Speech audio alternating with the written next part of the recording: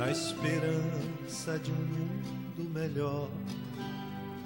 É que sou ceareiro do bem, semeando com o Mestre Jesus, semente de paz e de luz, pois na certeza, Senhor, de que estás junto a mim, e de cultivar as flores deste teu jardim.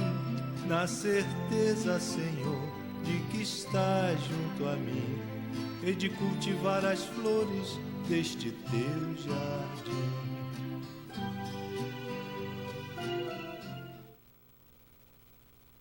3 de abril de 1923. 3 de abril de 2019.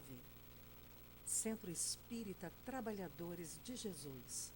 96 anos de fundação. Parabéns, CTJ. Parabéns, trabalhadores de Jesus.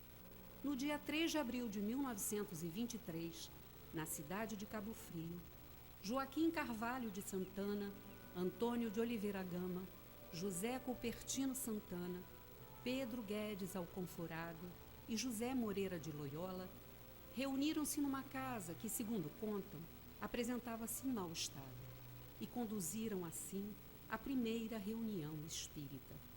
Estava então fundado o Centro Espírita Trabalhadores de Jesus. E a luta estava só começando.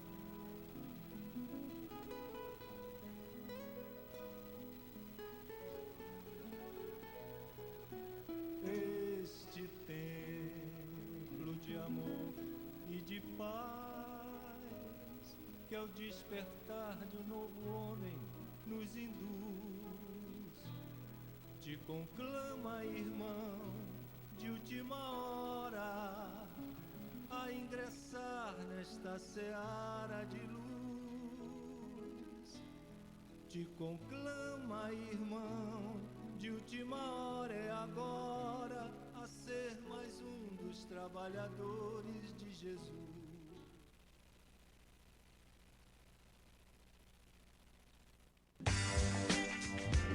Você anda procurando óculos de qualidade, estilo e preço baixo? A loja certa para você chegou em Cabo Frio. Óticas Triunfo. Venha conhecer os melhores produtos do mercado. Preços imbatíveis e um atendimento nota 10. Agende seu exame de vista com a gente. Pagamento facilitado. Óticas Triunfo. Veja o melhor.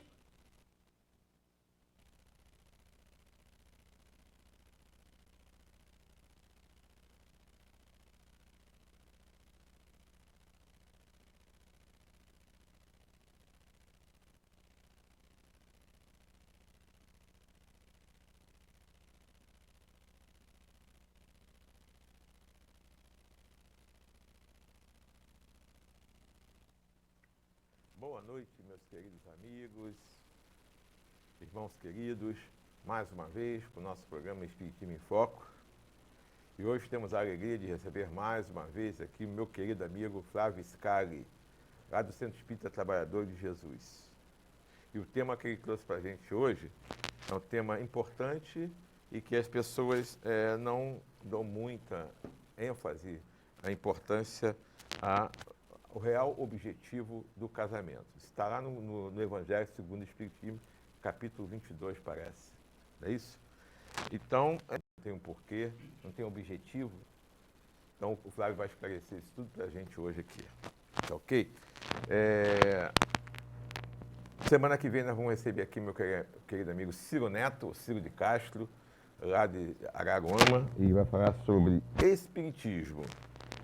O que seguir? Sempre um bate-papo legal aqui com o Ciro, né?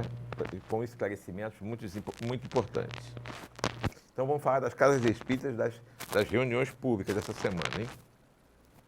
No Ceareiros do Bem, Mabel Siqueira, que é a nossa querida Mabel, lá do Ceareiros do Bem, vai falar sobre bem-aventurados os pobres de espírito. Estará no capítulo 7 do Evangelho segundo o Espiritismo. No Amor e Caridade, sexta-feira agora, dia 16, às 8 horas, Kátia Guzmão, minha querida amiga, vai falar sobre obsessão Como e onde começa? É um questionamento importante para a gente aprender a entender. Dia 18/8, que é o domingo, agora, o próximo, às 10 horas da manhã, vai ser meu querido amigo Sérgio Menezes, vai falar sobre reencarnação, dádiva de Deus. Na Casa René Peça, daqui a pouco, às 8 horas, minha querida amiga Sônia Rolim, lá do Centro Espírita Amor e Caridade, vai falar sobre oração, recurso espiritual inigualável, realmente, né? A oração é um recurso espiritual muito importante para todos nós. Então, essas são as palestras que vão ocorrer esta semana nas Casas Espíritas aqui de Cabo Frio. Nós vamos passar rapidinho a um apoio cultural e voltamos já para a gente começar a conversar com o Flávio sobre o tema de hoje, o real objetivo do casamento. Vamos entender o que é isso. É rapidinho, daqui a pouco a gente volta.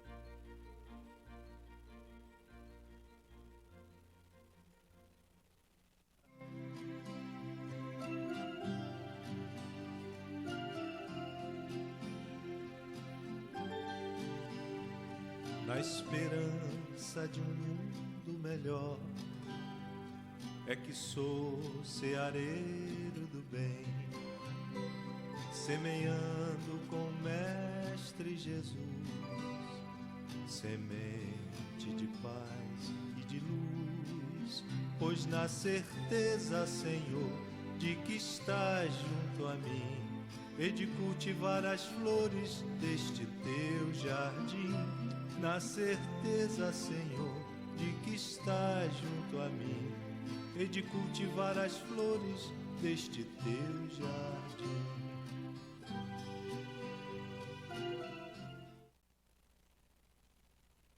De abril de 1923. 3 de abril de 2019. Centro Espírita Trabalhadores de Jesus. 96 anos de fundação. Parabéns, CTJ. Parabéns, Trabalhadores de Jesus. No dia 3 de abril de 1923, na cidade de Cabo Frio, Joaquim Carvalho de Santana, Antônio de Oliveira Gama, José Cupertino Santana, Pedro Guedes Alconforado e José Moreira de Loyola reuniram-se numa casa que, segundo contam, apresentava-se em mau estado e conduziram assim a primeira reunião espírita. Estava então fundado o Centro Espírita Trabalhadores de Jesus. E a luta estava só começando.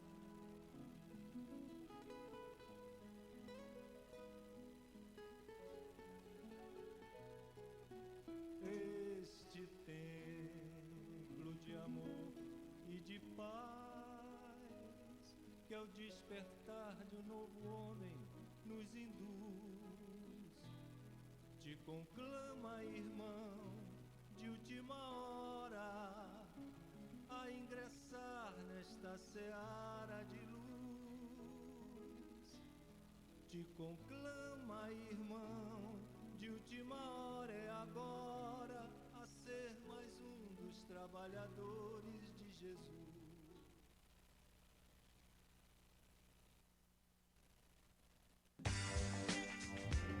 Você anda procurando óculos de qualidade, estilo e preço baixo? Agora loja certa para você chegou em Cabo Frio. Óticas Triunfo. Venha conhecer os melhores produtos do mercado. Preços imbatíveis e um atendimento nota 10. Agende seu exame de vista com a gente. Pagamento facilitado. Óticas Triunfo. Veja o melhor da vida.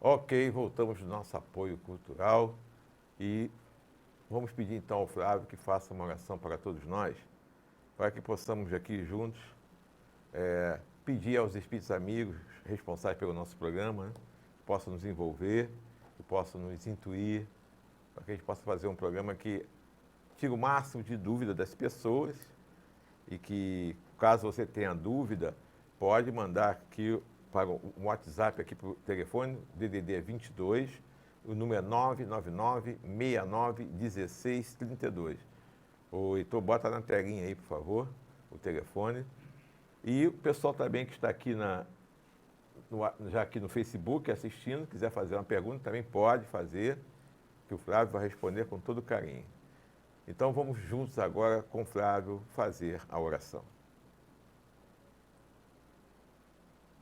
Senhor, agradeço a oportunidade de estarmos aqui neste programa do Espiritismo em Foco, já de tantos anos, levando a mensagem espírita aos lares, espíritas e não espíritas, com o fim de levar o aporte do conhecimento esclarecedor que o Evangelho, sob a visão espírita, proporciona, que a doutrina espírita vem propiciando, para que possamos enxergar e perceber, compreender a vida sobre outro prisma, sobre um prisma mais amplo, mais aberto, e sobretudo sobre esse assunto que abordaremos hoje, sobre o casamento.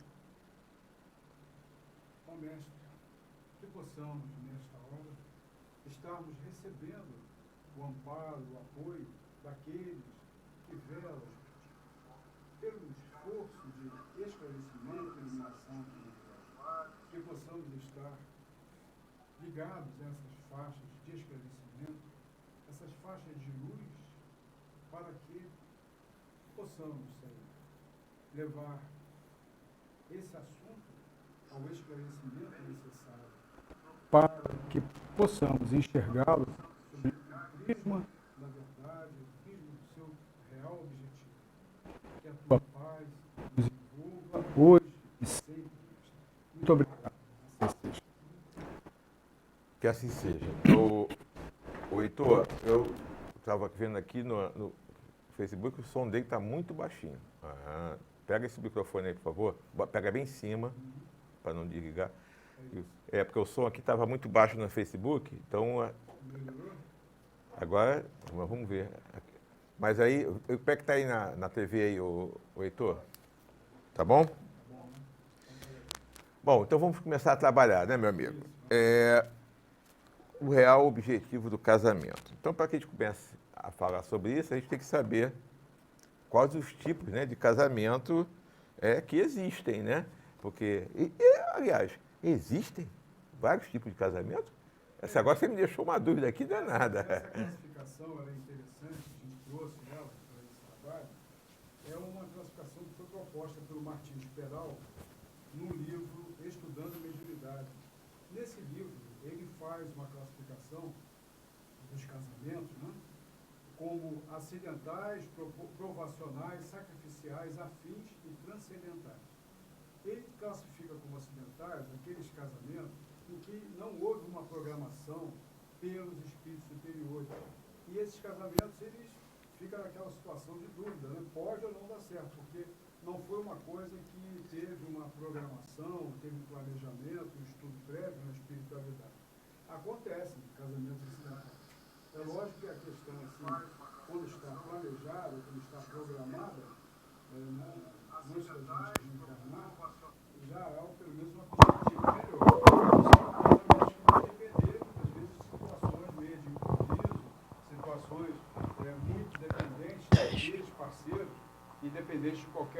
transporte ou qualquer outra possibilidade.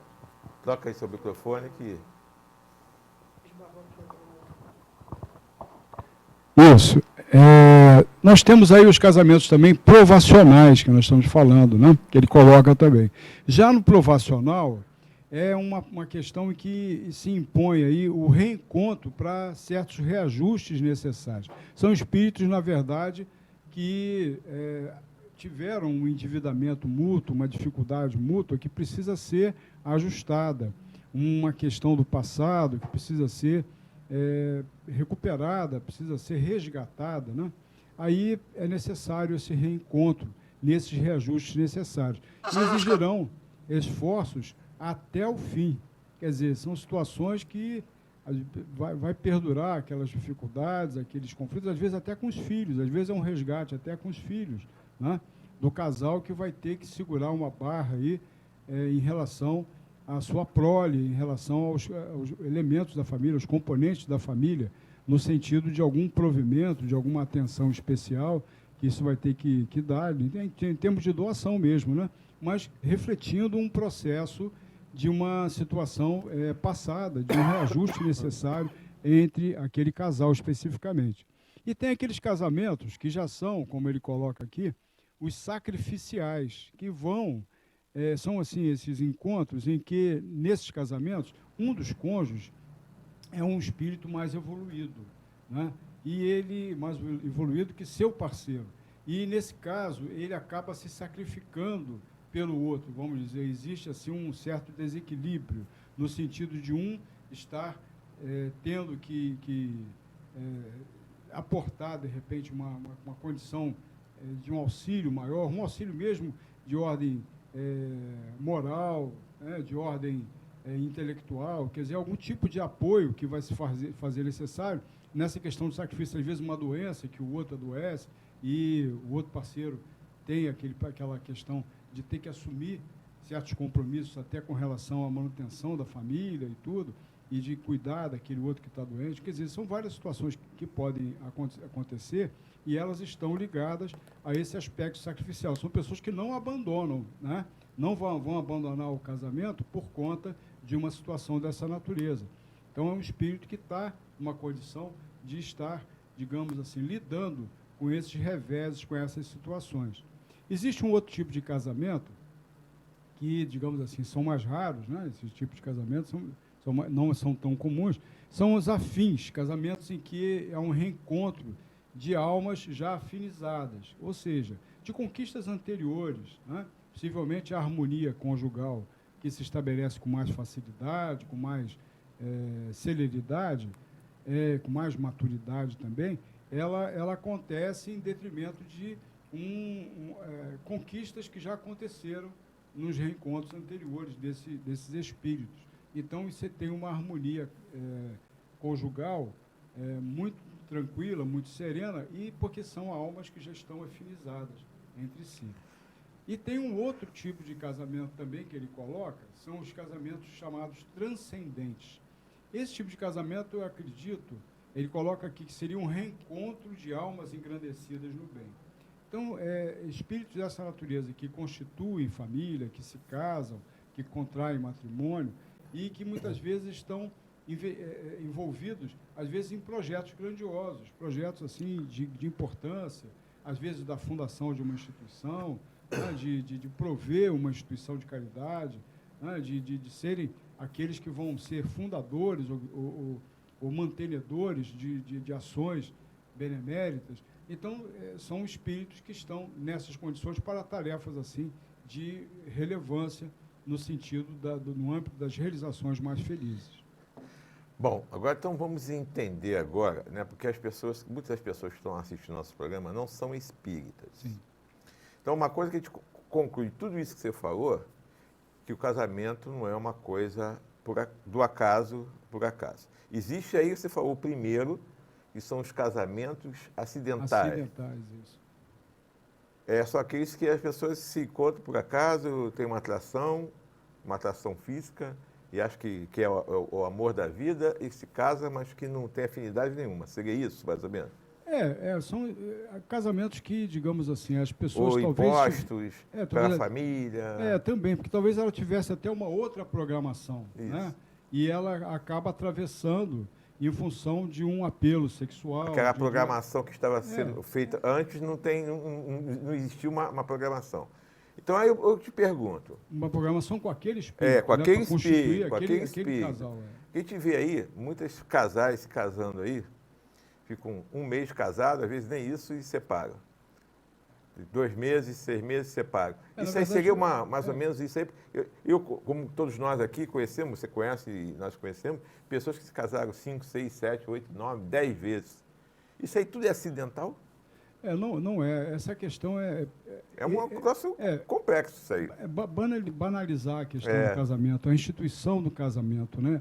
Uma das razões da gente ter proposto esse tema, de trabalhar esse tema, é no sentido de uma defesa até da instituição casamento. Sim, com certeza. Uma defesa... A gente sabe que não é por acaso, é uma coisa séria. Os nossos encontros, eles têm um sentido. Por isso, a gente precisa atentar para o real objetivo dessa união. Por que a gente tem essa relação com uma pessoa? Por que dessa atração, que é fruto até natural. Sim. Né? A energia sexual é justamente aquele elemento que vai propiciar, promover a atração. Né? A atração, digamos, com relação ao sexo oposto, ou às vezes até nas uniões homoafetivas, né?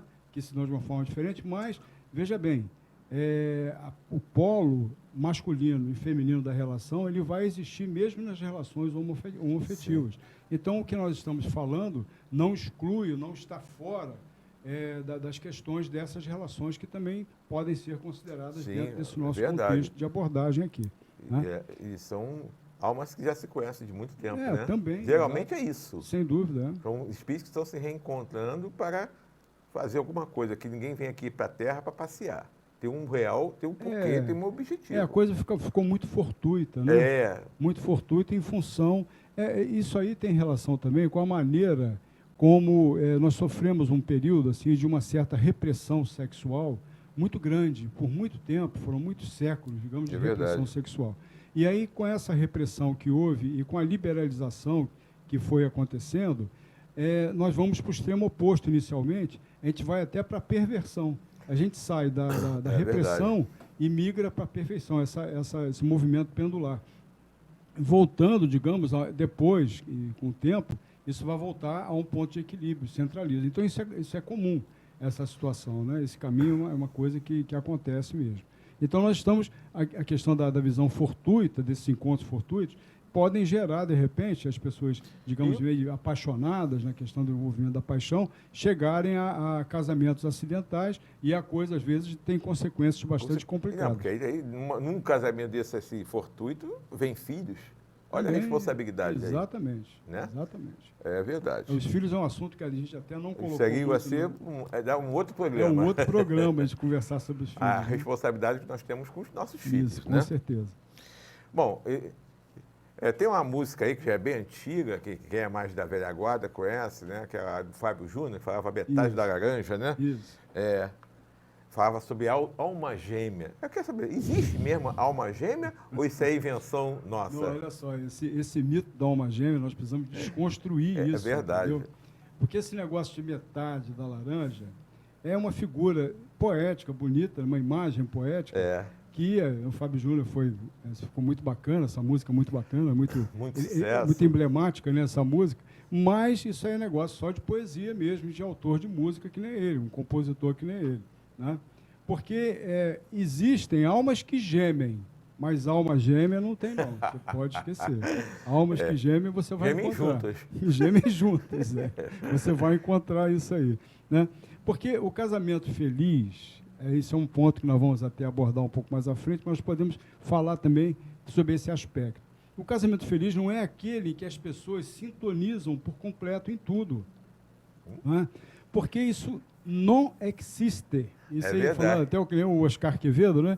Isso não existe, não tem isso, não existe. São pessoas diferentes. Não existe. É verdade. Sintonia completa em tudo, plena em tudo, não tem. E a questão da alma gêmea é um equívoco você pensar que você vai encontrar uma pessoa que vai te completar. nós somos seres, né? A nossa condição de espírito, cada um de nós, o espírito, o eu, o espírito, cada um de nós é uma coisa completa. Nós estamos buscando, na verdade, digamos, a nossa completude, mas sobre outros aspectos. Mas, enquanto ser, nós somos completos. Nós não precisamos de um outro ser para nos completar, né? Enquanto criatura criada por Deus, nós somos já plenos e completos nesse sentido. Sim. Né? Então, não se há que falar em uma metade que vai completar ou algo que ainda precisa para poder me Existem completar. espíritos afins, Não né? tem isso. Que se reencontram, né? Existem não que um reencontros. vai completar o outro. Sem dúvida. A alma gêmea, ela se envolve também numa outra questão da família espiritual até, né? Isso, de afinidades, justamente. que a gente vai se afinizando. Digamos assim, a lei humana, tem até um ditado que a gente não trouxe aqui, mas a lei humana, ela nos une pelo casamento, né? Para que nós nos unamos pela lei divina. Sim. Né? O casamento, né, nos une pelas leis humanas para que nós nos unamos pelas leis divinas. É verdade. E não necessariamente é marido e mulher. Pode ser um pai com um filho, uma mãe com um filho, né? Que são almas afins. Constitui a família. Porque a grande questão do casamento é que ele seria, digamos, o ponto de início, né, da questão da família, da constituição da família, família espiritual. Que envolve a família carnal, envolve todos os elementos que compõem a família. E é uma coisa mais ampla, a gente não vai entrar muito nesse Isso aí. Bom, então já entendemos que não existe alma gêmea. Alma gêmea. Os casamentos não são por acaso, tem um porquê, tem uma razão, tem um planejamento. E que esses que não estão planejados têm consequências. Sem dúvida. Né? E que nós vamos ter que responder quando nós voltarmos para o mundo espiritual. Tem né? consequências que ficam um grau de fortuidade e gerando, digamos, às vezes até compromisso. Uma pessoa que se casou 5, 6, 7, 8 vezes, 10 vezes, como a gente conhece, vários aí, artistas, então, a gente sabe que isso aí vai ter uma consequência. Né? Porque isso aí não é uma coisa natural. Verdade? Agora me diz uma coisa, meu amigo. O que mais as pessoas desejam numa relação conjugal? O que eles querem quando se unem? No fundo mesmo, no fundo, as pessoas estão sempre buscando estabilidade emocional. Né? Hoje em dia é mais cobiçado do que dinheiro, do que estabilidade financeira, né? Estabilidade social, projeção social, a questão da estabilidade da relação. Né? Uma relação estável é algo que é invejado. É verdade. E digo até para aquelas pessoas que têm uma relação harmônica com o seu cônjuge, as pessoas que têm uma relação no casamento positiva, né, harmoniosa, legal, é melhor nem divulgar. Não divulgue.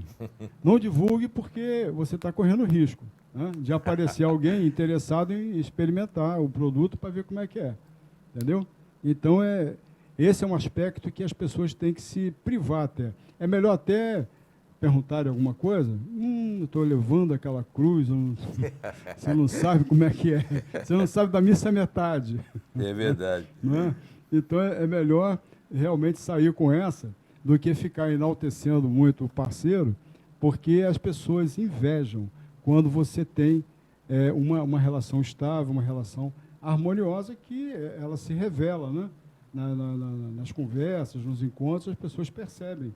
Se bem que muita gente, aparentemente, tem aquela relação maravilhosa e, na verdade, a coisa não é bem assim. Né? O Facebook, tem muita coisa no Facebook. As né? fotos do Facebook são todas fotos de felicidade. Está todo mundo rindo, feliz. Porque eles só mostram os momentos felizes. É verdade.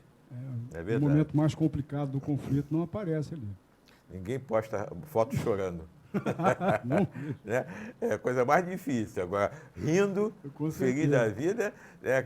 Aquela família, né? Toda unida ali junto. Mas é assim mesmo. Mas a gente sabe que na realidade não é isso. Nosso objetivo aqui na Terra, no aprendizado que nós vemos aqui, é justamente treinar essa relação, aprender a entender o outro, a respeitar o outro. Né? Você vai falar isso mais para frente. Mas é tudo experiência. Isso. É tudo experiência. Nós temos que ter essa experiência porque é importante para todos nós. Outra coisa importante. Eu sou homem, existe a mulher, são psiquismos diferentes. Isso. E fala para a gente aí Porque existe até uma música do Gilberto Gil que fala o homem tem o seu lado feminino, não tem aquela música? Sim. E é que as pessoas acham, levam essa coisa para uma coisa... Mas o que está falando aí tem um fundo de verdade. Todos nós temos um lado feminino como a mulher tem um lado masculino. Porque nós somos espíritos. E espíritos imortais. E o espírito não tem sexo. Exato. Essa questão bem lembrada, a colocação do Renato, nós já estagiamos, já estivemos aqui na Terra em outras encarnações, né? E dentro dessa ótica da visão espírita, e o espiritismo tem esse aspecto verdade. Da reencarnação como um princípio fundamental da doutrina espírita. Então, nós já viemos aqui em outros gêneros, né? Sim. Como mulheres, né? E como homens, já reencarnamos em outros gêneros, com certeza. Então, essa questão de ter um pouco do feminino, um pouco do masculino, né? E tanto na mulher, o masculino, um pouco do masculino, como no homem também um pouco do feminino, sim, é em detrimento dessa questão. Sim, é só experiência que já tivemos. Não tem experiência que nós já vivemos. E para isso tem que vir no lado feminino, que é para poder entender. Aí como o masculino também. Aí entrando dentro do âmbito da questão que foi colocada, do psiquismo, né? O psiquismo masculino, ele é diferente realmente, sim, da questão do feminino, porque o homem foi colocado na posição como tarefa assim, fundamental dele, isso na questão da evolução, desde o início da civilização, né? Certo. Nem civilização, digo até antes ainda, né? Quando estava já o homem da caverna e tudo, o seu homem selvagem, na sua condição mais primitiva, ele fazia justamente a questão do provimento do alimento da família. Então, ele saía para caçar. E verdade. Essa dia de sair para caçar é aquele negócio, ele tem que estar de olho na presa que ele vai caçar e também tomar cuidado para ele não virar presa, né? Senão ele vira presa. E aí já tem essa questão do foco. Então, esse compromisso do homem, essa tarefa que sempre foi do homem, colocou nele uma questão de uma determinação e um foco muito grande. Então, o homem ele tem esse foco maior do sim, que a mulher. E tem também, em detrimento também dessa experiência, a questão de uma localização espacial que as mulheres, às vezes, algumas mulheres, vou dizer que todas, né? Tem algumas têm dificuldade em relação à localização espacial. E o homem tinha que se localizar porque ele tinha que voltar para casa, né? Não queria voltar para levar a comida. Então, ele tinha que marcar bem onde é que ele andou para poder retornar e voltar para casa. Já a mulher, ela já tem uma visão bem diferente do homem. Ela tem uma visão que é multitarefa. É uma visão assim que ela enxerga muitas coisas ao mesmo tempo. E faz muitas coisas ao mesmo tempo. E faz muitas coisas ao mesmo tempo. Inclusive, coisa que o homem, o bicho pega. Isso está se revelando hoje até nas empresas e tudo, percebendo a mulher, até com essa questão da jornada dupla que as mulheres fazem, quer dizer, as mulheres têm realmente um diferencial em relação ao homem nesse sentido muito grande. Né? Absurdo. Muitas vezes a mulher, ela tem também um aspecto interessante, que é uma capacidade de enxergar muita coisa com pouca informação. É verdade. Poucos dados, a mulher faz várias leituras, né? A gente vê que muitas vezes você está falando com a sua esposa, são anos de convivência, coisa e tal, mas ela tem uma percepção que você, se atender o telefone, você falar alô, ou de você falar alguma coisa, uma palavra só que você fale, da maneira como você, a entonação da sua voz, né? Parece que ela já percebe, aconteceu alguma coisa, né? Foi com quem que você brigou? De repente, se você deixar muito, ela vai te dizer o nome, vai dizer qual foi o assunto que tá rolando. Então, a mulher tem isso aí. E tem mais, que a mulher desenvolveu sensibilidade, né? A mulher tem uma capacidade, digamos assim, de perceptiva bem mais rica, muito mais avantajada do que a do homem. O homem precisa de muitos dados para ler uma coisa só. Para uma leitura só, o homem precisa de muitos dados, né? Diferentemente da mulher que, com pouca informação, a mulher consegue fazer várias coisas ao mesmo tempo que nós, homens, não conseguimos. Eu vejo na minha casa, a minha mulher, a Rosana, ela faz 4, 5, 6, 7 coisas ao mesmo tempo e dá conta de tudo. Eu não consigo fazer duas coisas diferentes, que eu já me enrolo todo. Então, tem essa percepção da mulher muito... na verdade, isso acaba gerando um certo conflito em relação ao homem, porque o homem, como o Renato está colocando, é mais limitado nesse sentido. E a mulher fica no pé da gente. E muitas vezes a mulher, ela nos trata como se a gente tivesse a capacidade que elas têm de adivinhar o nosso pensamento. É verdade. Né? A gente não tem essa... Já quer que eu faça 5, 6 coisas ao mesmo tempo? Eu não consigo dá, fazer duas. Também tem esse detalhe, exatamente. Não é ainda assim? tem mais esse detalhe. Eu não consigo fazer duas coisas. Mais do que duas coisas, eu já fico enrolado. Como ela faz 5, 6 coisas ao mesmo tempo, ela acha que eu tenho que fazer também. Aí não dá certo. É nessa questão dessas leituras, digamos, subliminares, né, que elas fazem e a gente não faz, realmente é necessário mesmo que elas baixem um pouquinho a bola em relação a nós e expressem mais, explicitem mais o que elas desejam. Porque muitas vezes elas esperam que a gente adivinhe o que está passando na cabeça delas, como elas têm a capacidade de fazer em relação a gente. É verdade. Isso tem, a percepção muitas vezes dela é problemático. E uma outra questão também interessante de abordar nesse comportamento do psiquismo feminino é a capacidade intuitiva que as mulheres têm. É impressionante, cara. Se a mulher chegar para você e te falar, olha, não vai por aí, não faz, não fecha esse negócio, pode ter certeza. Alguma coisa está errada e não vai dar certo, entendeu? Provavelmente tem algum bizu ali, você não está vendo, não está percebendo e a coisa vai acabar dando problema. Então, às vezes, é melhor avaliar direitinho, né, se vai por aquele caminho mesmo, porque normalmente elas estão certas, têm razão. É por experiência própria. É verdade. Eu também vejo, na minha casa é assim também. A mulher é muito mais do que a gente. A gente está indo, ela já voltou, já foi mais 10 vezes, nós ainda estamos indo. Muitas vezes a mulher com pouca informação, ela fala uma coisa, ela faz várias subleituras em função do que você falou. É verdade. Né? E uma capacidade que a gente não tem. Eu tenho certeza que os casais que estão nos assistindo estão se identificando, porque é assim mesmo. Enquanto a mulher faz 10 coisas, a gente faz uma e olha lá. E olha lá, cara.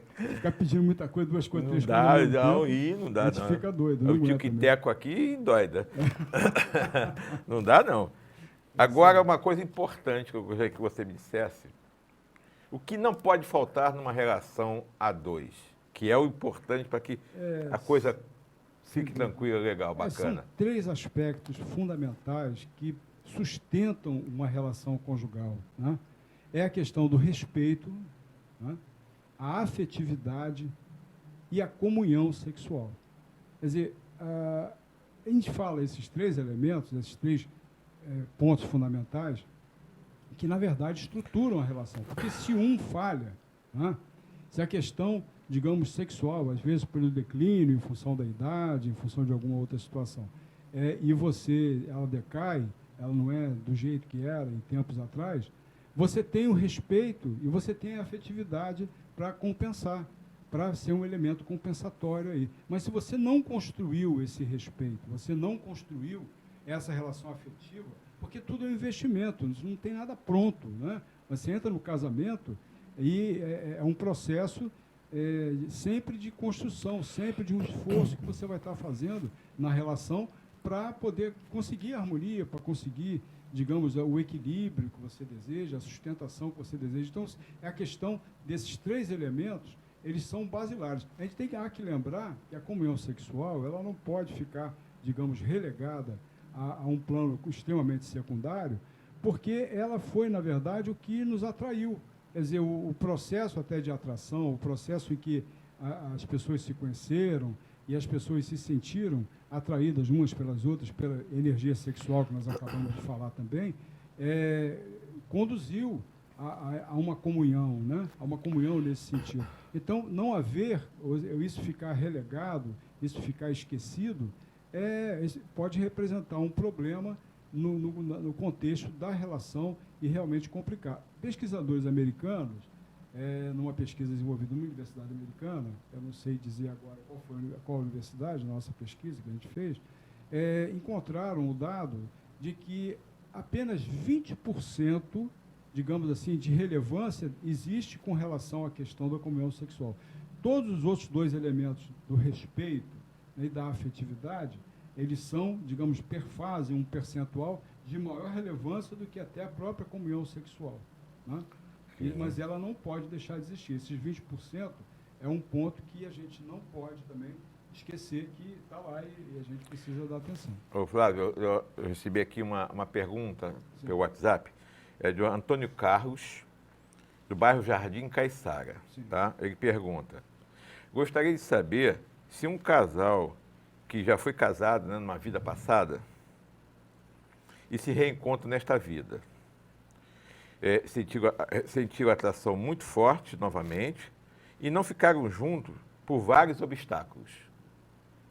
Eu gostaria de saber se isso aí pode ser um caso de obsessão, de obsessores que atrapalharam essa união. O que pode ser o fato de eles terem se encontrado, sentiram essa atração, tentaram ficar juntos, mas não conseguiram de jeito nenhum. Isso pode ser o quê? Pode ser uma obsessão ou não? Isso pode ter um componente obsessivo, acredito que possa ter mesmo, porque vamos que essa união, né, ela tivesse um terceiro relacionado nessa questão desse contexto dessa união, e até poderia ser até um obsessor encarnado, vamos dizer, não precisa nem ser desencarnado não, Renato. Poderia ser até um obsessor encarnado. A gente vê algumas histórias novelescas, né? Contando um pouco sobre a abordagem nesse sentido, dessas dificuldades que as pessoas querem ficar junto, né? Tem aquela atração, existe um laço afetivo e a coisa não se concretiza.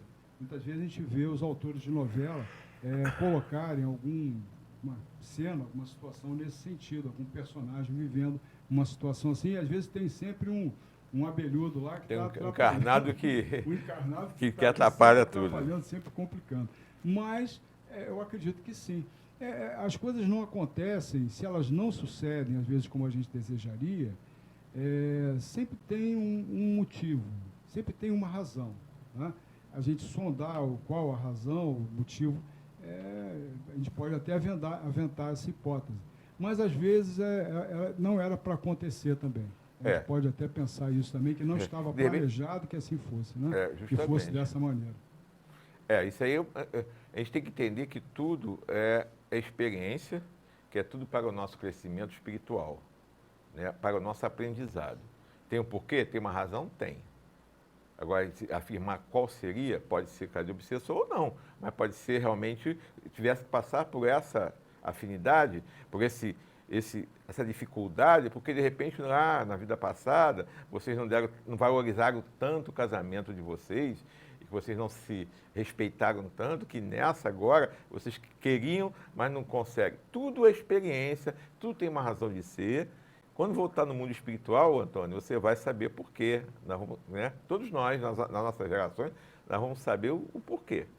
Que aconteceu tal coisa ou coisa, porque a gente sabe que muitas coisas que a gente planejou também, a gente esquece tudo e faz totalmente errado. Então, quando chegar lá na hora de prestar as contas, nós vamos saber o porquê, né? Pode ser culpa só nossa mesmo aqui. De repente que não quis, botou empecilho mesmo, sei lá, né? São tantas as possibilidades que podem ocorrer, mas que é uma experiência, que é aprendizado. Isso você pode ter certeza. Tem um porquê e tem uma razão. Isso. Não é verdade, Flávio? Isso aí. Então, quer dizer, repete para mim aí o que não pode faltar numa relação a dois. Não pode faltar respeito. Respeito. Afetividade. Afetividade. E a comunhão sexual. O respeito, eu coloco assim, a questão, a afetividade... Até a questão de sabedoria, né? A afetividade, ela se dá em pequenos gestos. Sim. Né? Do cotidiano. Não é aquele momento assim em que você fez uma besteira e às vezes para você cobrir aquele problema, você compra lá um presente, compra um anel, né, compra um colar e dá para sua esposa. Né? Aquilo não tem muitas vezes tanta importância que aquele telefonema que você dá de repente durante a tarde no seu trabalho, numa hora assim que a pessoa nem imaginaria que você fosse ligar, né? E você então fala, poxa, meu amor, estou com saudade de você. Né? Olha, só o fato de você ter ligado, de você ter lembrado, aquilo vai deixar ela feliz ali o resto do dia inteiro. Ela vai ficar com aquele sorriso, né? Em função dessa lembrança, porque o que ela vai pensar? Poxa, ele lembrou de mim, eu estava lá no trabalho, ele está lembrando de mim, ele está pensando em mim. Então, isso é algo realmente...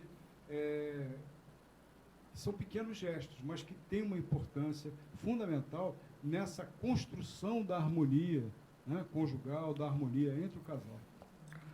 Ok, não esquecendo, pessoal, que hoje às 21 horas, lá no site da TV Regeneração, nós vamos retransmitir o programa, tá? Entrar no site www.tvregeneracal.org.br. Nós vamos reprisar esse programa de hoje às 9 horas da noite, lá no site.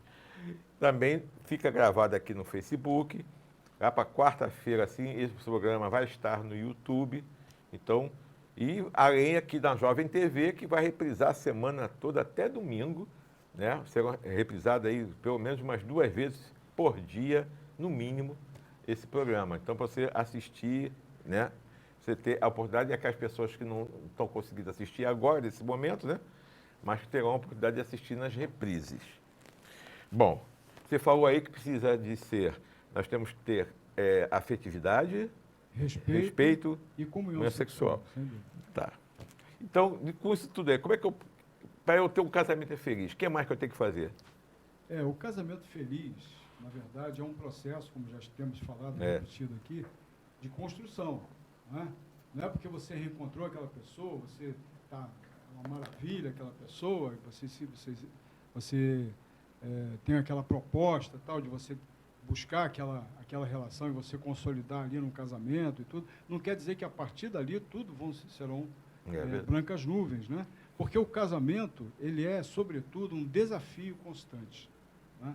É um desafio constante, porque ele exige um investimento continuado na nossa capacidade de tolerância. A gente tem que estar ampliando continuamente essa capacidade de tolerância. Né? Porque quando a gente entende, nós precisamos entender que o casamento é sempre um vir a ser, não é nada pronto. Né? Não significa que porque casou, que porque construiu uma casa, constituiu uma família, porque nasceu uma criança, nasceu um bebezinho, chegou um filho, e que isso aí seja, digamos, a partir dali a coisa já vai se desenhar de uma forma mais feliz. Não existe isso. O casamento, ele vai exigir dos parceiros um mútuo, um contínuo processo de construção, de investimento, sobretudo de superação, de aceitação das situações que surgem, dos conflitos que surgem. É verdade, né? Com dos certeza. Conflitos que surgem. Isso não tem, é inevitável. Né? A gente tem que exercitar um esforço continuado de aceitação mútua, de tolerância, né? De respeito, basicamente, para a gente poder chegar a gente tem que entender que nós somos espíritos na diferentes. condição mais feliz. Somos diferentes. Você tem suas virtudes, tem seus defeitos, como a sua esposa também tem, mas os dois têm que entender isso aí, de aceitar, de compreender, de tentar, né, harmonizar isso, ajudar. Porque se você for uma pessoa muito radical, achar que você é o melhor, que você não erra, aí não vai dar certo. Tem que ter esse respeito, essa sabedoria. A grande questão também que acontece que azeda as relações, dificulta realmente a sustentação no lar, é uma questão assim, em relação, por exemplo, a algum problema, alguma dificuldade que surgiu, e há uma tendência entre os cônjuges de um querer inculpar o outro de uma determinada situação. Não, isso não está acontecendo porque você não faz aquilo. Aí não dá certo. Porque você não faz isso, porque você não aceita isso. Né? E isso, então, vai dificultando as questões. A gente precisa realmente buscar um entendimento mútuo. Né? Quando não dá para... Até conversei há pouco com um companheiro que me falou que quando ele chega em casa, ele sente que ele está com a cara amarrada, que a esposa dele viu que ele está de cara amarrada, ele pediu que a esposa nem dirigisse a palavra para ele, porque ele não ia ter suporte, ele chegou já com a cabeça quente, não ia ter suporte para poder sustentar um diálogo. Então, quer dizer, as pessoas são limitadas, nós temos limitações, nós temos as nossas dificuldades. Saber entender isso. As nossas, né? Então, quer dizer, ele disse para mim, eu pactuei com a minha esposa, que quando acontecesse isso, se eu ficasse assim, uns 2, 3 dias depois, eu ia com ela e até falar para ela o que foi, a gente ia conversar, mas é a forma que eu estou administrando para eu não trazer aborrecimento, ou a gente se discutir, a gente chegar e trazer algum problema no nosso diálogo, na nossa conversa, e a gente acabar brigando. É verdade. Isso aí tem que ter muita sabedoria, muita calma, muita tranquilidade, se colocar no lugar do outro, né? Empatia. Empatia, porque se você não se colocar no lugar do outro e tentar entender o outro, não vai dar certo nunca. A gente tem que entender que a gente está ali junto, ali numa luta, tentando ser feliz. né? E com filhos, então, quando chega o filho, então a coisa realmente fica, né? Porque cuidar de filho, criar um filho, tem que ter muita responsabilidade. Depois a gente pode até falar isso mais para frente ou em outro programa. Mas receber um filho é uma responsabilidade, um comprometimento muito grande. Então, Dos dois, né? dos dois, Dos pois dois, é, né? dos dois. Sem dúvida. Com certeza. Criar, ser responsável pela criação de um espírito que está chegando, da educação para esse espírito, é uma responsabilidade muito grande. A gente sabe que foi tudo planejado lá no mundo espiritual. Você se comprometeu a receber esse É isso espírito aí. como filho e de dar educação a ele. Se você falhar, nós falharmos, nós vamos responder por isso. Não é verdade, meu amigo? Agora, o que não se deve esperar de um casamento? O problema é sempre que a gente faz alguma coisa assim, toma uma atitude mais importante, mais relevante na nossa vida, a gente estabelece um nível de expectativa, né, em relação a como vai ser, como vai rolar. E na questão do casamento, como se trata ali de uma relação com uma outra pessoa, né, há uma expectativa, de muitas pessoas formam uma expectativa, do que o outro vai poder proporcionar para mim. Quando, na verdade, o raciocínio precisa ser diferente. Não é o que o outro vai proporcionar a mim, ou pode proporcionar a mim, mas o que eu posso proporcionar ao outro. O caminho tem que ser inverso. Porque se os dois se colocam dessa forma, a coisa tem uma tendência, uma condição de funcionar melhor, que você está abrindo o seu coração, abrindo a sua mente, no sentido de doação, no sentido de você ofertar alguma coisa, que é muito melhor do que você formar uma expectativa e se frustrar. É verdade. É muito melhor do que você estar formando essa expectativa do que o outro vai poder proporcionar e, na verdade, aquilo não se revelar e azedar ou decepcionar você naquilo que você estava esperando. É verdade. A primeira coisa que a gente tem que entender, que você está casando com um homem ou com uma mulher, não importa, que aquele ali é um ser que tem defeitos, que tem virtudes. Você não vai encontrar um ser perfeito para ser seu parceiro ou sua parceira. Primeiro que você não é. Se ele for perfeito, você vai atazanar a vida dele. Então, é troca de experiências. Coisas que ele sabe, que ela sabe, sensibilidades, sentimento, tudo. Isso é uma troca, né? De sentimentos, de carinho, de compreensão de um e do outro.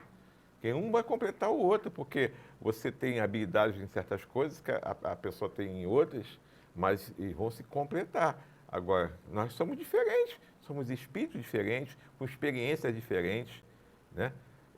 Não podemos ser iguais. E mesmo que se fosse iguaizinhos, também não ia dar certo, né? Tem que ter essa diferença, porque tudo é aprendizado. É como Deus criou, né, a lei de sociedade. O que é a lei de sociedade? É um monte de gente juntas, cada um com a sua experiência e troca de experiências. Que é assim que a gente cresce, é assim que evolui, que cresce um país, que cresce uma sociedade. Eu tenho experiências que o Flávio não tem, mas ele tem muitas experiências que ele pode passar para mim, que eu posso passar para ele, posso passar para você que está nos assistindo aí. Muita coisa que você sabe que eu não sei, que você pode me ensinar, me orientar. Isso é a sociedade, isso é a sabedoria de Deus, né, que nos deu essa oportunidade de a gente conviver um com o outro. Imagina você se você não convivesse com ninguém. Estaríamos até hoje na Idade da Pedra, se nós não trocássemos essas informações. E no casamento é assim também. Nós vamos trocar informações de experiência, de conhecimentos, de sentimentos que aquela pessoa tem que você não tem. E muita coisa que você tem que você também vai doar para essa pessoa e vai ajudar no crescimento dessa pessoa. Isso que a gente tem que entender. Ali não são espíritos perfeitos, bonzinhos, iguais, e que...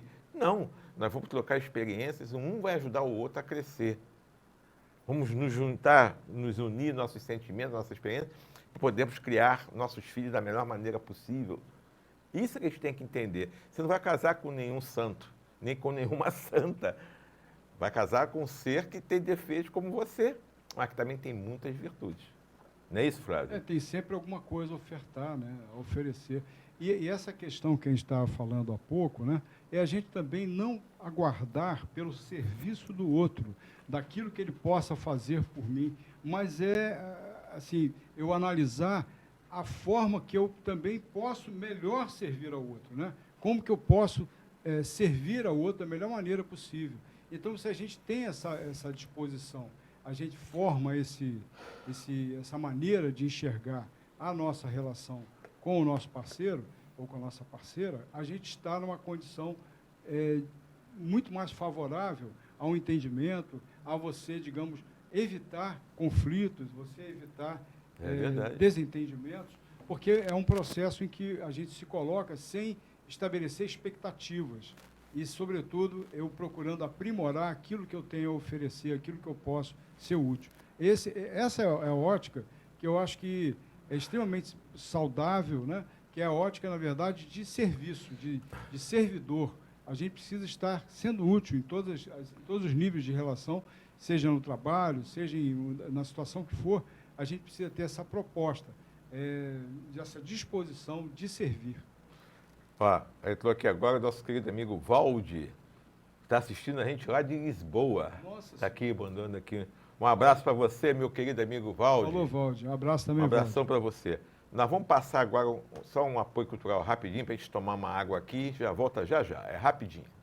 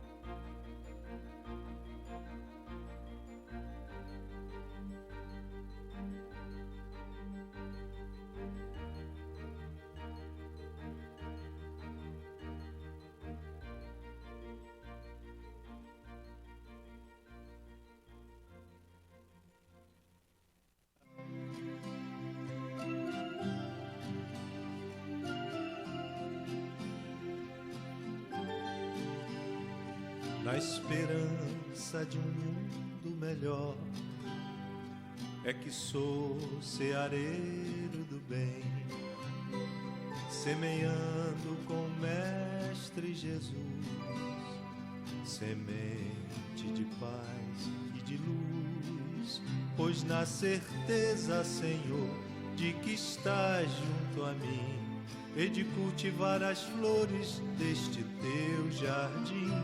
Na certeza, Senhor, de que estás junto a mim, e de cultivar as flores deste teu jardim.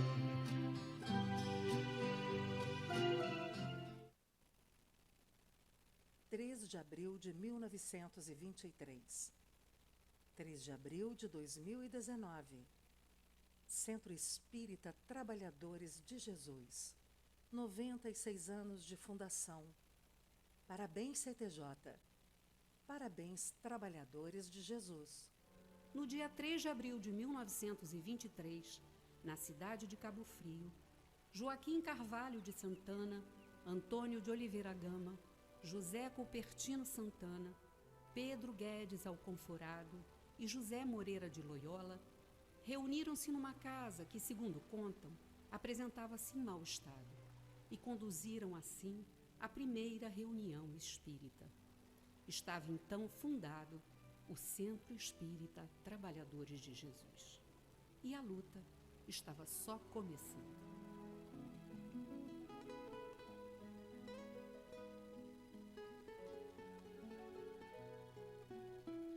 Este templo de amor e de paz, que ao despertar de um novo homem nos induz, te conclama, irmão, de última hora, a ingressar nesta seara de luz. Te conclama, irmão, de de última hora é agora, a ser mais um dos trabalhadores de Jesus.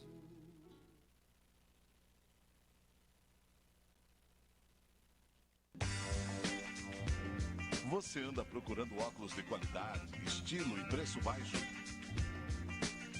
A loja certa para você chegou em Cabo Frio. Óticas Triunfo. Venha conhecer os melhores produtos do mercado. Preços imbatíveis e um atendimento nota 10. Agende seu exame de vista com a gente. Pagamento facilitado. Óticas Triunfo. Veja o melhor da vida.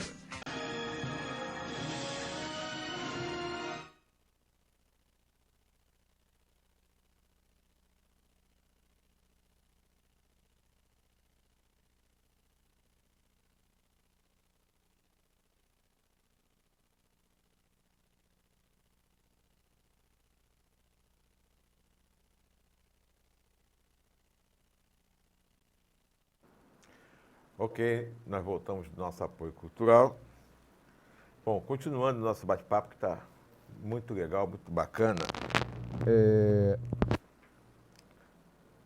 Ô, Flávio, qual é a importância da religião, né, para o casamento, para uma união entre duas pessoas? Qual é a importância da religião? O que ela pode ajudar ou atrapalhar? Não sei.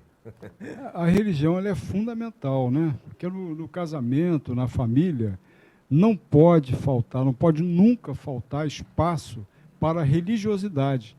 A gente fala religião, mas eu diria até mais, a religiosidade. Né? Porque, antes de tudo, o respeito pelas diferenças. Porque na mesma família, muitas vezes, você vai ter a pessoa que digamos, compartilha da mesma religião que você. Mas isso não é problema. Né? A questão é que cada um tem a sua expressão, cada um tem a sua forma de exprimir, de expressar a sua religiosidade. Mas o espaço para a religiosidade tem que haver. E em família, sobretudo, a gente se organiza para tanta coisa. Para um churrasco, para um almoço, para um buraco, sei lá, para jogar um buraco, para um passeio, para uma viagem. São tantos eventos que a gente reúne a família, né, com objetivos de lazer, de tudo mais.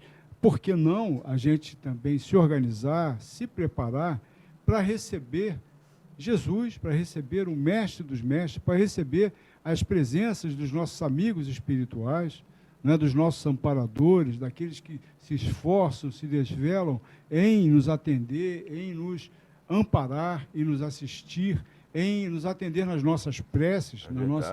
Tantas vezes a gente roga o auxílio vem, às vezes de uma velocidade que a gente nem acredita. Né? A maneira como aquilo se sucede, como aquilo acontece, é de uma forma assim tão avassaladora que a gente quase não acredita. Mas é necessário que a gente cuide disso, especialmente com a prática também do Evangelho no lar, no caso dos espíritas. Né?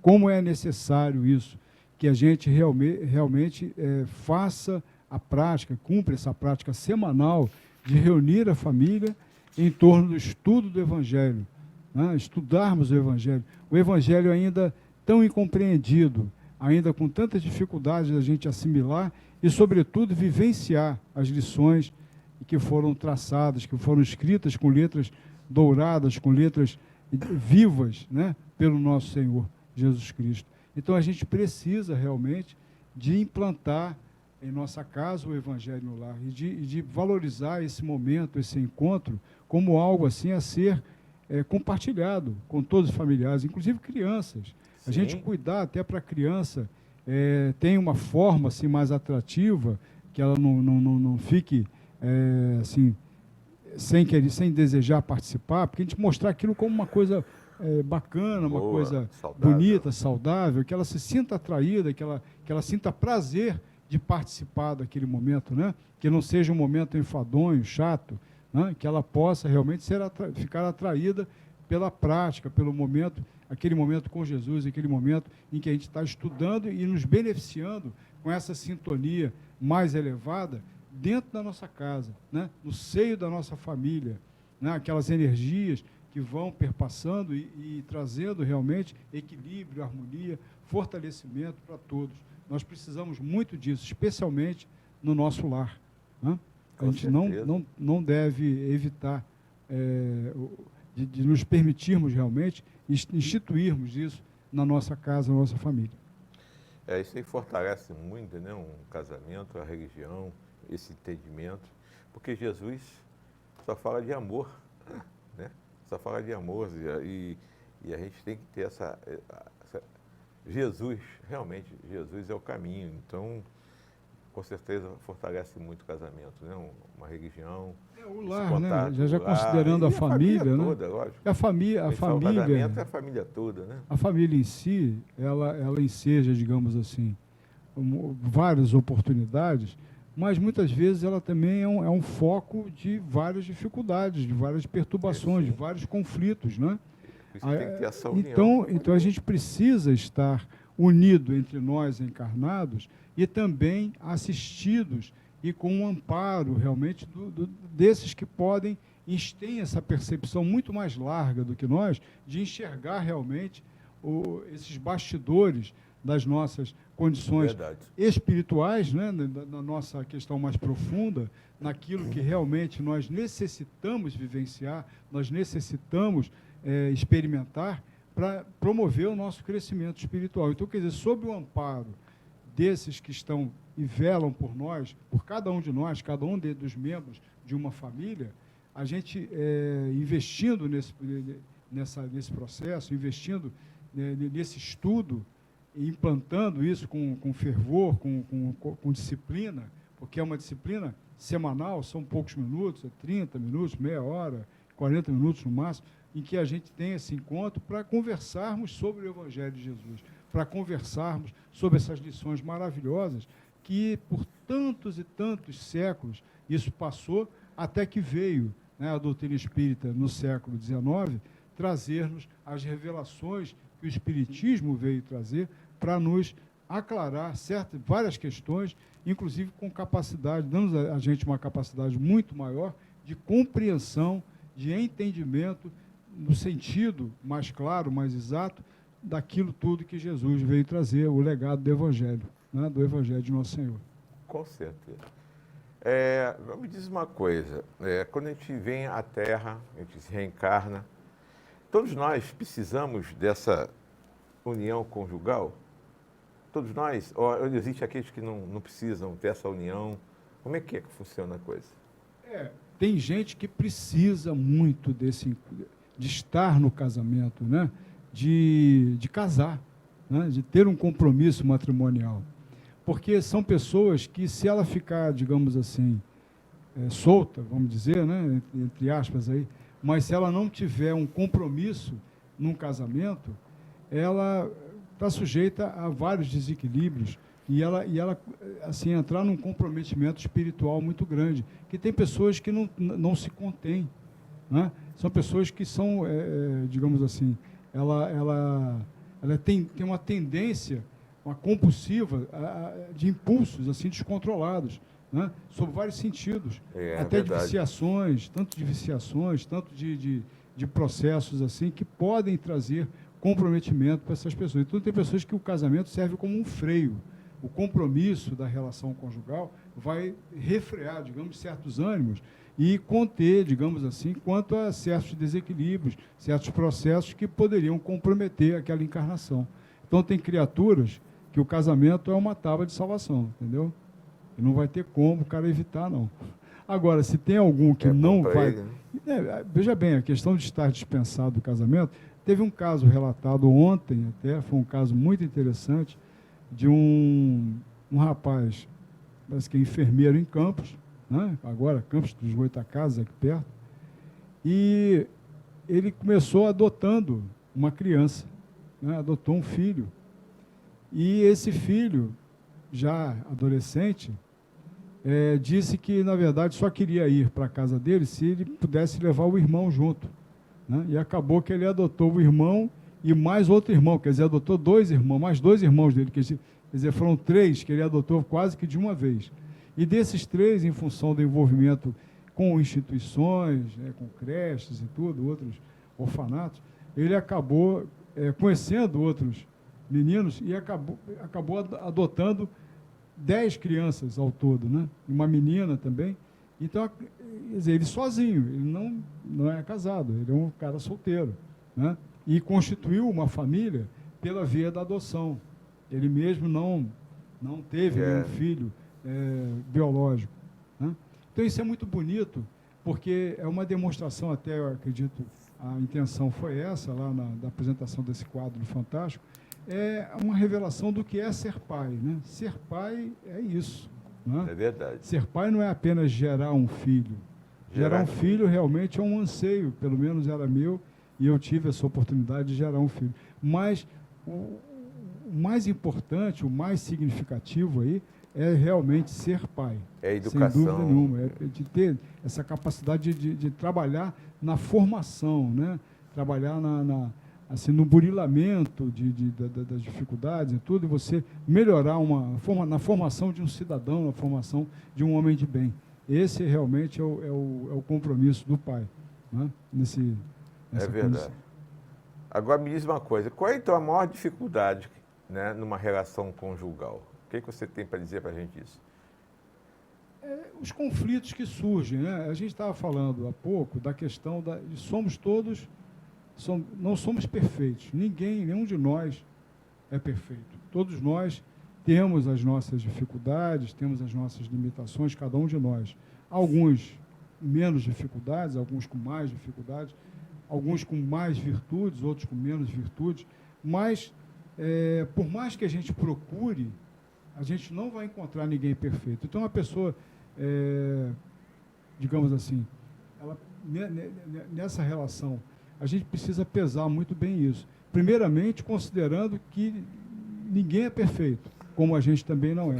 E que não adianta, muitas vezes, você querer sair de uma relação em busca de um outro que esteja nessa condição mais perfeita, porque você não vai encontrar. Você pode até, primeiramente, até imaginar, mas, de repente, os outros defeitos se revelam, outras dificuldades aparecem. Então, quer dizer, essa questão, a dificuldade realmente são esses conflitos que surgem muito em detrimento dessa dificuldade de a gente enxergar o outro como um espírito em evolução também, como um espírito também que tem imperfeições como nós temos, né? Então é necessário que a gente enxergue assim, porque se existe conflito, o conflito muitas vezes ele está muito mais em mim do que no outro, né? O conflito, a dificuldade que existe, ela existe muitas vezes a gente quer impor ao outro uma culpa, a gente falou isso ainda há pouco também, mas muitas vezes a situação, a dificuldade é nossa,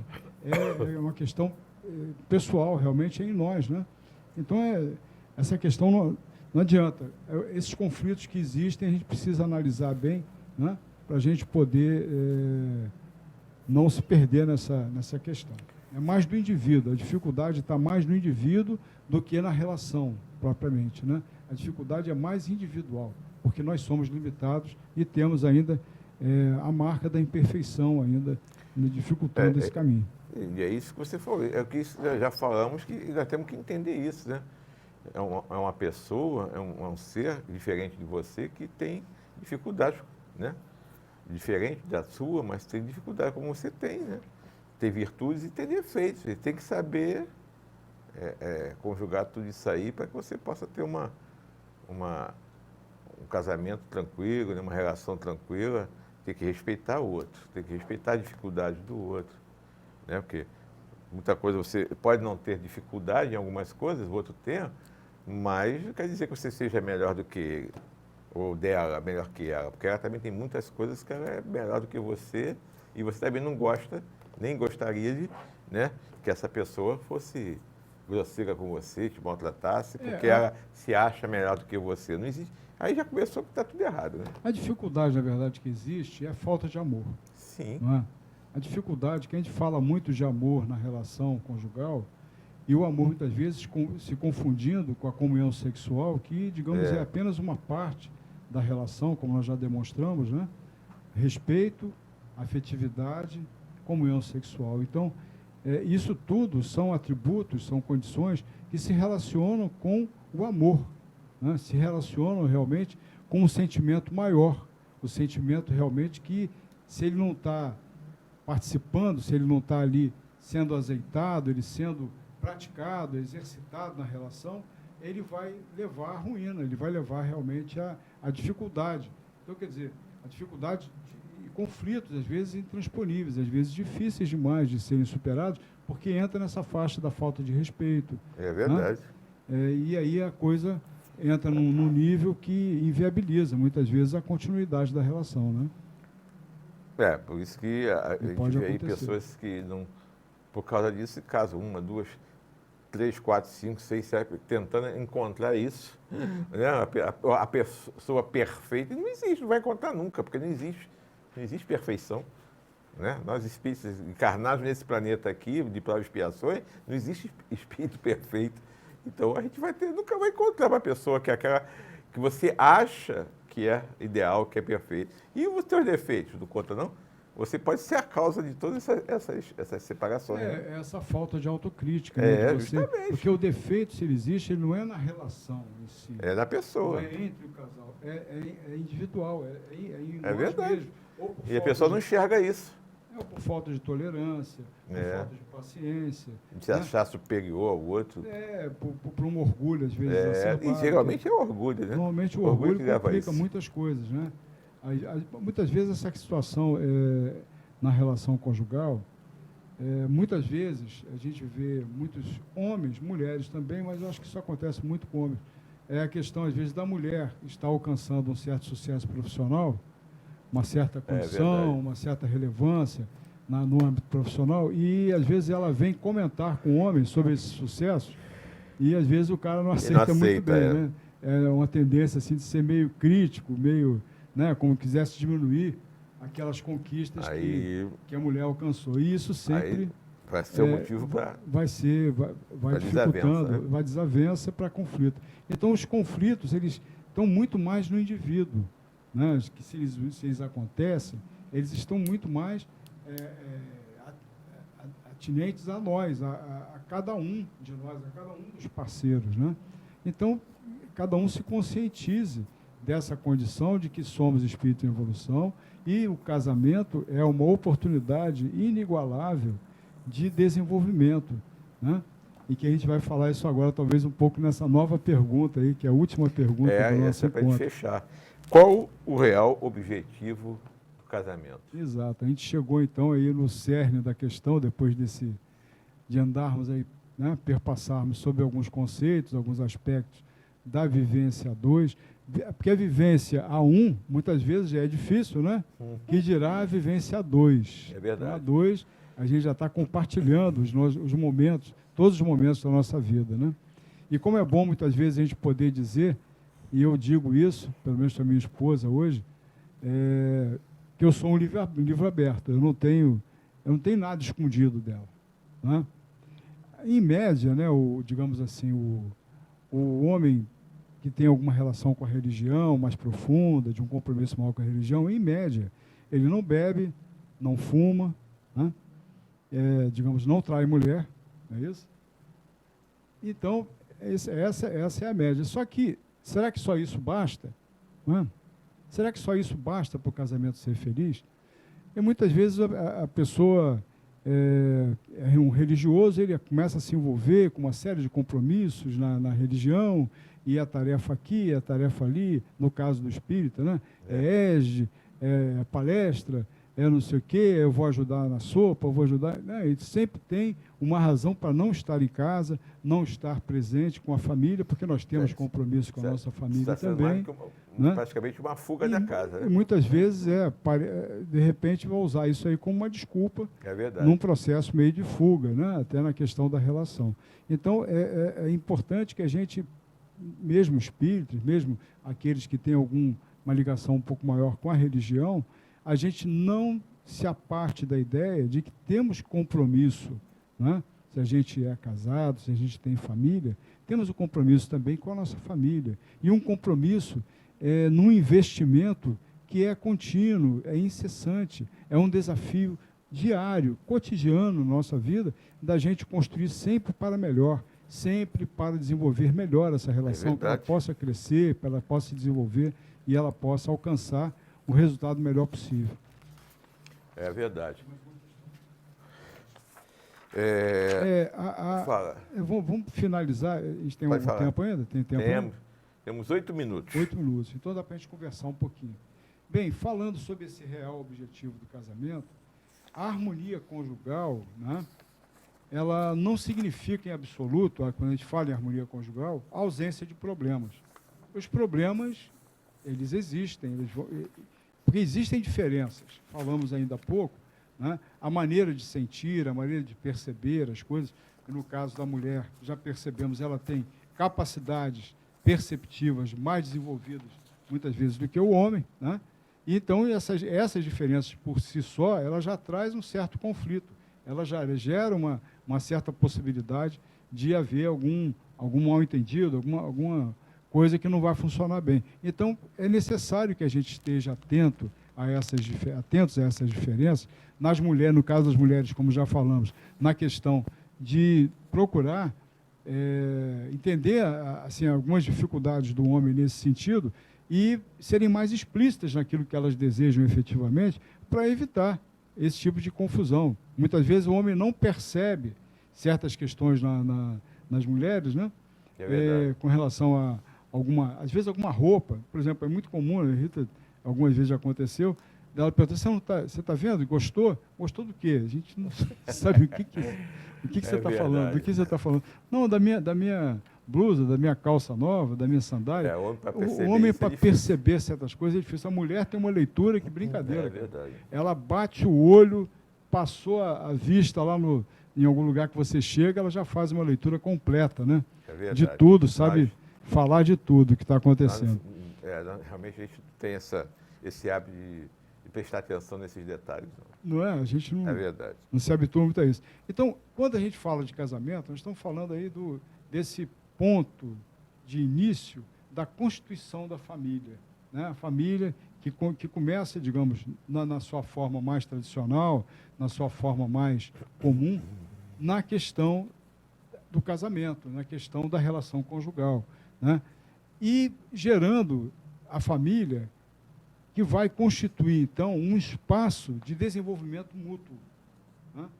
De um desenvolvimento mútuo sentimental e espiritual, né? E aí, daí a sacralidade do lar, da instituição familiar, do lar, o que seja o lar. E aí a gente traz aqui, para a gente concluir, uma passagem aqui do livro O Consolador, em que Emmanuel fala uma coisa muito interessante para a gente. Ele fala assim, os estabelecimentos de ensino propriamente do mundo podem instruir, mas só um instituto da família pode educar. É por essa razão que a universidade pode fazer o cidadão, mas somente o lar pode edificar o homem. Com certeza. E isso é importante. O lar é tudo. É lá que nós vamos ter toda a nossa educação. É lá que vai ser forjado um homem. O caráter é na família. A escola é só para aprendizado. O professor não vai fazer isso não. Quem faz somos nós, são os pais, é a família, né? Que vai forjar o caráter, né, dos nossos filhos. Isso aí é fundamental. Eu esqueci de falar lá do início, né, das palestras do Trabalhador de Jesus. Eu não falei. Mas quarta-feira agora, às 20 horas, vai ser a Rosemary Estevam, para falar sobre candeia sobre o alqueire. Porque fala Jesus por parábolas. E no domingo vai ser Benimar Medeiros, lá da Seda, lá de Araruama, em busca da felicidade. Meu querido amigo, suas palavras finais, porque nosso tempo está no finalzinho mesmo. Bem, queridos, agradeço a oportunidade de termos conversado aqui sobre esse tema, que, no meu caso, pelo menos, o casamento foi de grande importância na minha vida, né?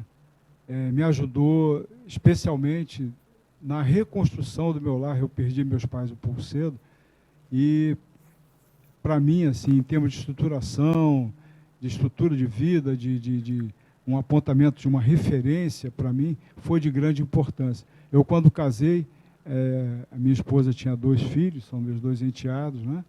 E depois veio Flavinha, minha filha.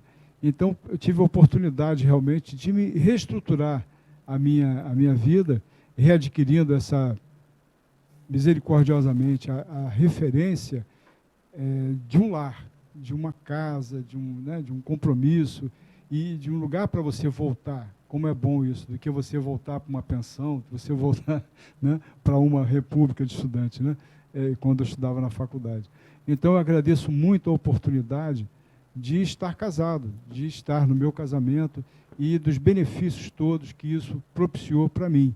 E acredito também para aquela que é minha companheira Rita.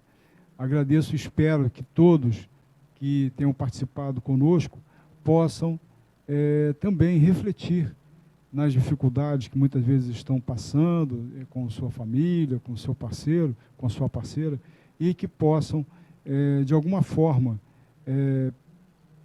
refletir sobre tudo que foi conversado aqui e repensar, digamos, em termos de tomar uma atitude e, de repente, trazer um comprometimento de uma relação que ainda pode ser o grande caminho de desenvolvimento sentimental e espiritual de cada um. Ok, meu amigo, muito obrigado mais uma vez, tá, pelo seu carinho no nosso programa.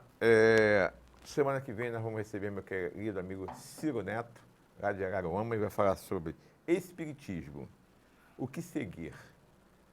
Então, vai ser um bate-papo bacana e agradecer a todos, né, que nos acolheram nos seus lares, né, durante essa 1h30 de programa, mas foi um bate-papo muito gostoso, muito bacana aqui com o meu querido amigo Flávio. Então, que todos tenham uma semana maravilhosa, de muita paz, de muita tranquilidade, possamos refletir tudo isso que nós falamos aqui. Um beijo no coração de todos e até segunda-feira que vem com mais um programa Espiritismo em Foco.